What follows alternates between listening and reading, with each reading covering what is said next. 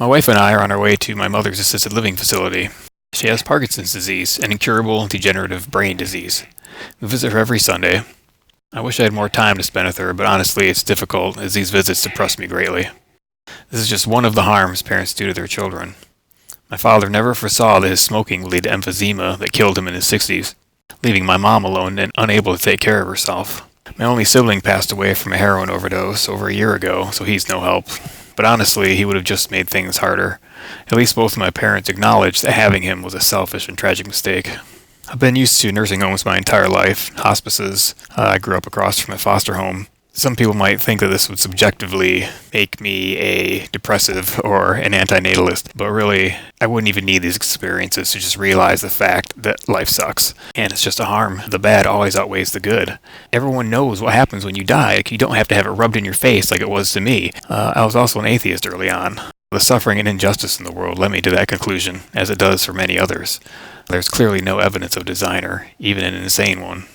Probably the day I realized I wanted nothing to do with this was when I was about 8 years old. It was a very cloudy day, and cloudy days always depressed me, so it stands out more in my mind. I walked in from school, and my mom told me that my first pet, a goldfish I named Charlie, was dead. And then it kind of hit me suddenly that I was going to have to experience her death, my father's death, and maybe even my brother's death, which did end up happening years later. There was nothing I could do to stop it. The best I could do was to make sure these feelings I had never happened to someone else.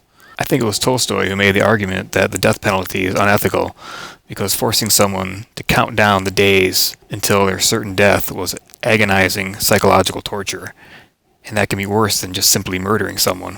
Yet that is what parents impose on others. We know it's coming. We know our bodies will fall apart, and death is a certainty. Why would you do that to someone? It never made any sense.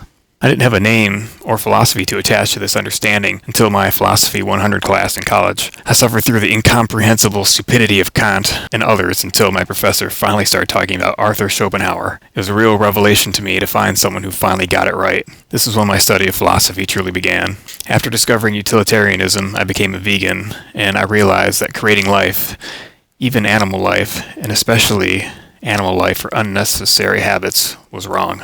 I got sterilized before I got married, and I'm child-free for a variety of reasons. My parents never seemed to enjoy it very much. I never understood why they created me. I think that every wannabe parent should be forced to volunteer at either a nursing home, a hospice, a cancer unit, a burn ward, or an animal shelter, and force them to stare at what life really is.